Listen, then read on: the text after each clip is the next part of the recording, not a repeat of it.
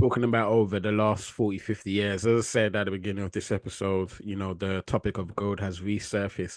Are there any particular reasons why it's Yeah. resurfaced, or is it just a cyclical thing? Well, first and foremost, if our listeners listened to us last episode and were excited and bought some gold, they would have done really well by now. So look, if we're looking at the charts and the performance over the past 3, 4 years.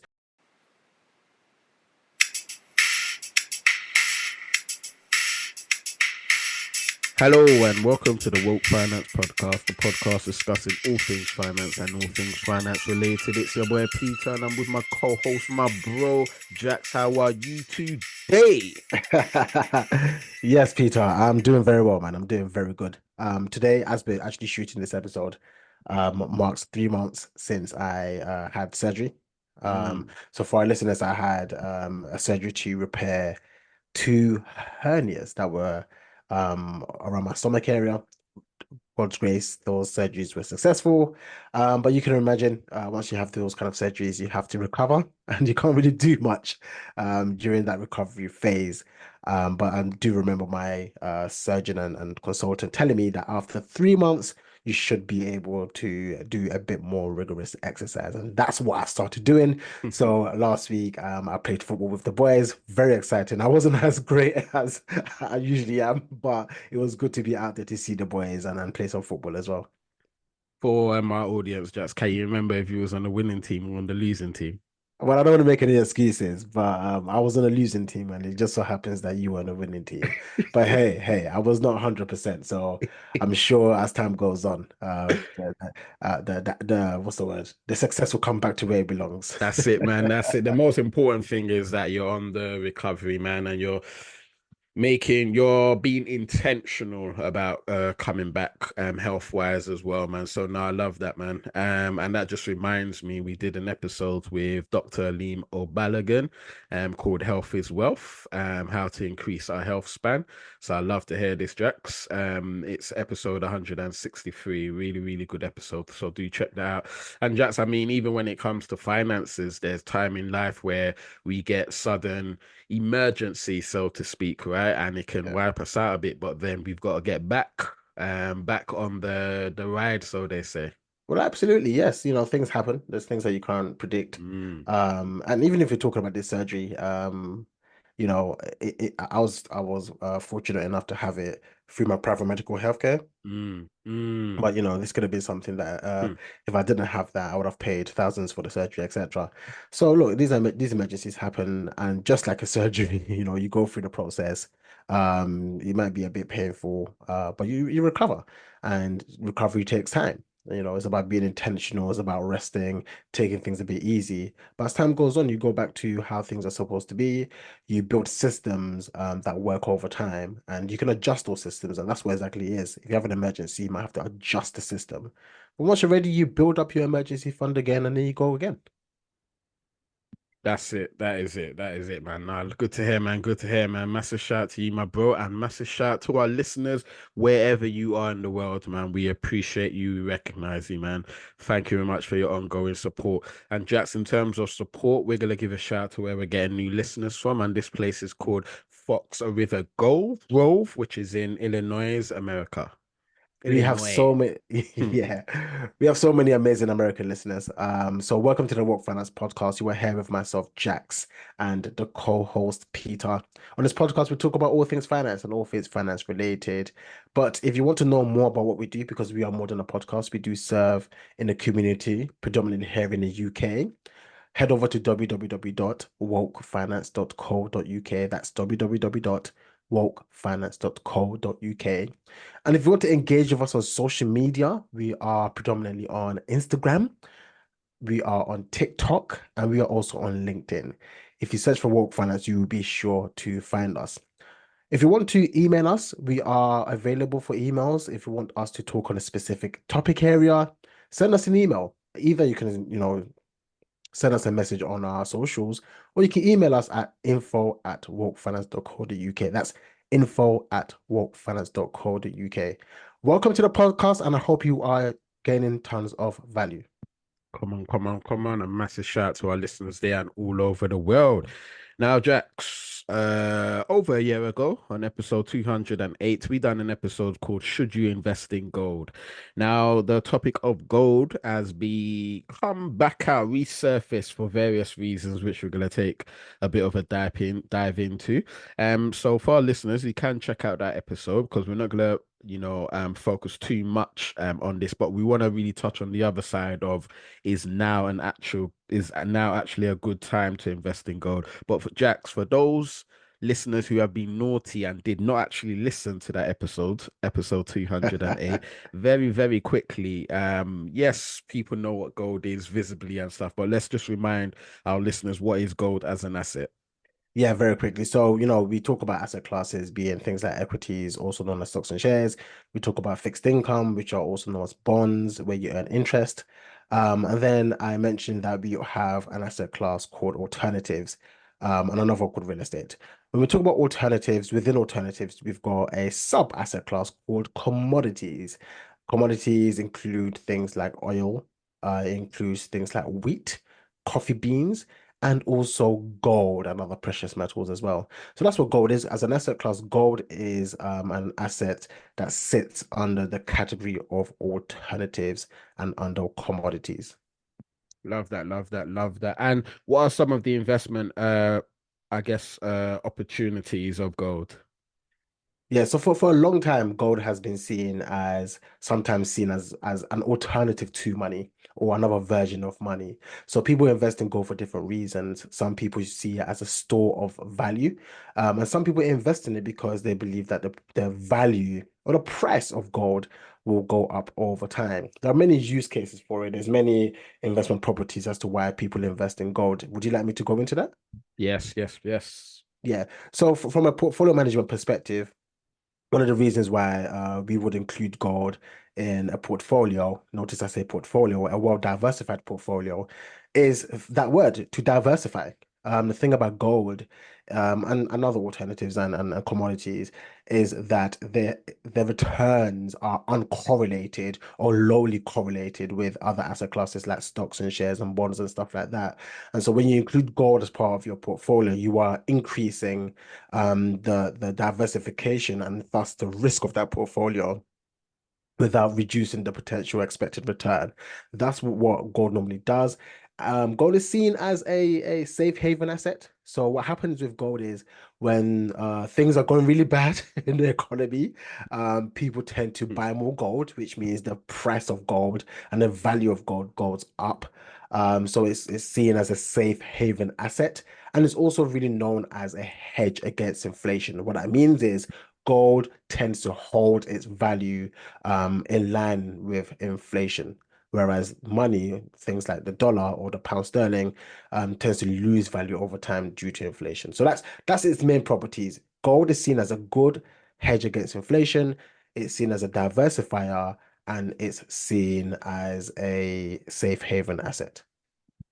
Now, for the cynic listening to this, what are some of the things they will say discouraging someone to invest in gold? Yeah. So, I talked about it as a classes like stocks and shares and equities and bonds and stuff like that. You notice that these assets are productive assets. What do I mean by productive?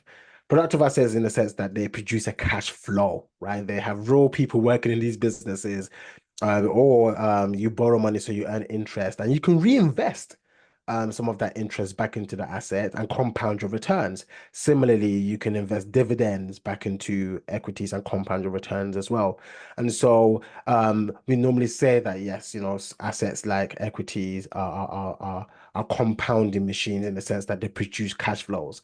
Whereas gold, gold doesn't really produce a cash flow. And Mm. the famous Warren Buffett, he's not a huge fan of gold. He says, why would I own something that you could just look at and it's pretty? It doesn't do anything. It doesn't produce anything. So people that have that mindset, that's what they say that, hey, look, gold does not produce anything. It is not a productive asset. And also, the other thing I'll add to that is, if I'm really being brutally honest, when we look at the returns of gold relative to the other asset classes like stock, shares, bonds, treasury bills, etc., it has actually underperformed over the past, call it 40 to 50 years of data. It has underperformed in terms of returns But also not just has it underperformed, it has also showcased quite a lot of volatility as well, which is not the best thing for most investors. Talking about over the last 40, 50 years, as I said at the beginning of this episode, the topic of gold has resurfaced. Are there any particular reasons why it's Yeah. resurfaced, or is it just a cyclical thing? Well, first and foremost, if our listeners listened to us last episode and were excited and bought some gold, they would have done really well by now. So look, if we're looking at the charts and the performance over the past 3, 4 years, you will notice that gold has actually outperformed. It's done exceptionally well, and that's because gold does really, really well in times of crisis, in terms of uncertainty, times of high inflation, right? And that's what we've experienced over the past 3 years or so. So we had the invasion of by Russia and Ukraine. We know there's issues in the Middle East. Basically, gold does really, really well when there's a lot of geopolitical risk, right? And that's because it's seen as a safe haven asset. We also have been in a period of high inflation as well. So gold, this is where it shines. Gold, no pun intended. Gold had shine. Gold has done really, really well and has been shining, quite frankly, because there's a lot of uncertainty out there, and a lot of geopolitical risk. And that makes perfect sense. And as you said, if anyone had invested in gold in the last couple of years, they'll most likely be up right now. So I guess it posed the main question of this episode, which we're gonna pretty much end on with. But yeah, Jax, I guess the main question is now a good time to invest in gold? Yeah, that's a great question. As you probably noticed over the years of us speaking, there's often never a yes or a no from me. So my answer is, quite frankly, it depends. It depends on why you are investing in gold. Are you investing in gold for a return? Are you trying to trade gold? Are you including gold as part of a well-diversified portfolio? All these things actually matter. So is it a good time to buy gold? Maybe, absolutely. Maybe it's a good time to add gold into your portfolio to diversify your returns over the long term. However, what I would say, if you're purely just speculating, like most asset classes, when there's momentum and it's done really, really well over the past few years, chances are you're buying it at a very high price already, right? So, and we don't know how much further it has to go and within what time frame. And so you have to make that judgment call yourself. I personally probably wouldn't be buying gold at these prices right now, but if someone told me that they were adding gold to their portfolio to diversify, or as a store of value where they just want to keep some cash over the long term, I'll be, hey, absolutely, that's perfectly fine. And when you say diversify, what are you trying to say? What I'm trying to say is that you should always look at your assets as one big portfolio. And earlier on, when we study or we learn about things like portfolio construction, we say, in the most ideal world, Peter, what we want in a portfolio are assets that are uncorrelated but have similar expected returns. What that means is, that over the time frame, let's say 10 years or so, your portfolio will be going up, but it'll be going up in a smoother way, right? And the only way you get that smooth kind of journey upwards is if you've got that well-diversified portfolio, which means, yes, there'll be times where stocks are doing amazingly well and gold is not doing that great. So it might pull on performance. However, generally you're going up. Vice versa, sometimes stocks will do really, really bad because they are volatile. But it will turn out that during that period, that's when gold does its thing. And so it balances each other out. That's what we mean by diversification. It balances each other out. And over the long term, you go upwards because both of them have a positive expected return, but the journey is smoother. So yes, maybe if you're buying gold, you have to ask yourself the amount of money you're about to spend on gold, um, what percentage does that represent in terms of your overall net worth? And in terms of my experience in managing portfolios, and watching other professionals manage portfolios, one thing I have seen is it is quite common for a portfolio to have probably about a maximum of 5% in gold. Jax, I'm someone that wants to diversify my decent portfolio. I want to gain some exposure to gold. I'm feeling encouraged. So my final request from you, Jax, is to let our listeners know, if you can, how can one actually gain exposure to gold if that's the angle they're choosing to go into? Yeah, I would say that the one that's probably most common in my experience is to use what we call an ETC. What is an ETC? ETC is very similar to an ETF, right? It's an exchange traded commodity. That's what ETC is. And you can find a lot of them with these platforms where you're buying stocks, etc. Right? So that's the easiest way to gain access. It is the cheapest way I can think of, rather than actually buying the physical gold in itself. Remember, when you buy the physical gold, you have certain risks, right? So maybe if you have too many gold bars in your house where we grew up, you probably will feel quite anxious about that, right? So you probably don't want too many gold bars inside of your house. Of course, you can buy gold coins and stuff like that and keep it with the I think it's a Royal Mint or in a vault somewhere, for example, but you have to pay storage fees. So to answer your question, yes, the easiest way is to buy an exchange traded commodity. Um, what I would also say is there are some people that may not necessarily want that kind of direct access to gold, but they may think gold is a good asset class. They want to buy assets that are beneficiaries of the price of gold going up. And so many people may invest in what we call like gold mining companies. That's also an option that people could look at as well. So yeah, these are the main ones, but I think the easiest one will be to buy an exchange traded commodity. I love that. A bit of education there and encouragement for our listeners to do some research on some of those different ways of gaining exposure to gold that Jax has just went through. But now, Jax, thank you very much for that. For our listeners, I guess we the question is now a good time to invest in gold? Hopefully, this episode aids with that question some of you might have. Now, this question came to us in a number of ways, but usually our episodes come to us through some of our listeners. So if you are a listener and you have a topic or question you would like us, or even a scenario or dilemma that you would like us to go into deep dive or take a deep dive into, just send it over to us. Let us know. You have our social media channels. Our emails is on the websites on the description. Yeah, just let us know. We will keep you anonymous unless you tell us otherwise, and we will literally put them out on an episode in due time. So please do that. Jats, any final words before I let you go? Yeah, I mean, look, gold is has been around for a very long time. I'm a Christian. I think we're first introduced to gold in the book of Genesis. I think maybe chapter 2. I'm not too sure. Right, so gold has always been there, and gold will probably be here, but that's where we're all gone. Hmm. So look, it is a good asset class. It is an asset class that comes with its different properties and unique characteristics. So it is good. But I think if you are buying it, you have to understand, are you buying it as an investment for a return, or are you using it as a store of value? I generally prefer the latter. If you're buying Mm, gold, you more as a store of value, almost like another form of money, rather than an investment. And the second way I like to see it as well, like I said throughout this episode, is to see it as a diversifier in a well diversified portfolio.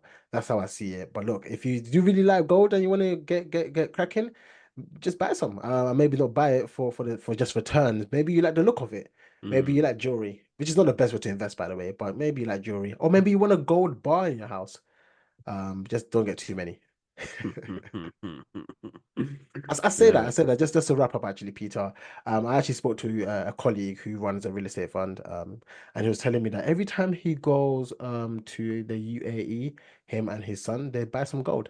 it. So it's good practice, I guess, to buy some gold with with your family members.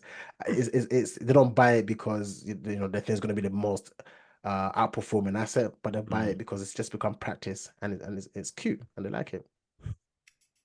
Love it, love it, love it, love it. Now, man, thank you very much for that, Jax.